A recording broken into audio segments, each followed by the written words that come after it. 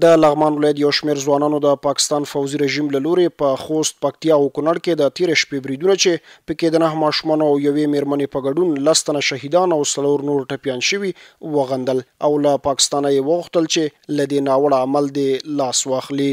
دغه کم برید چې پاکستان په افغانستان باندې کړی او همیشه یې کوي دا جنایت ده. پاکستان باید دغه خپل کړنو نه باید لاس واخلي. که چېرته لاس وانخلي موږ ټول آماده یو، عام ولس ټول آماده دی چې پاکستان ته داسې یو ځواب ورکړي چې په دومره وخت کې هغه داسې ځواب یې نه وي ترلاسه کړی. بېګا چې دغه پاکستان په افغانستان باندې حمله کړې ده دا ډېر غلط کار کړی ده او دغه کسان چې شهیدان شوي دي پوه شوې موږ ډېر زړه پرې درد وکړ او دغه پاکستان که دغه خپل بریدونو نه لاس نه اخلي او موږ ورته د خپل د پوځ د شا ولاړ سو همیشه ورسره ولاړ یو. بل لور ته یادو ځوانانو د شهیدانو له کورنیو سره د خواخوږۍ ترڅنګ له منځګړو هیوادونو وغوښتل چې له پاکستان څخه دې د اوربند د ماتولو پوښتنه وکړي. دا یو ډیر ظالمانه او وحشیانه برید ده چې په نتیجه کې زموږ یو شمېر هیوادوال او ماشومان په شهادت باندې رسېدلي دي.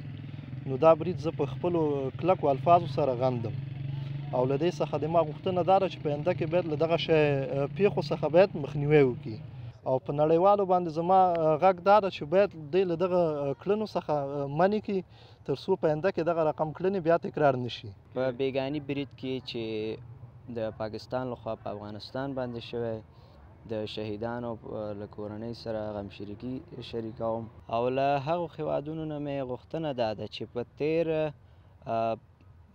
اوربند کې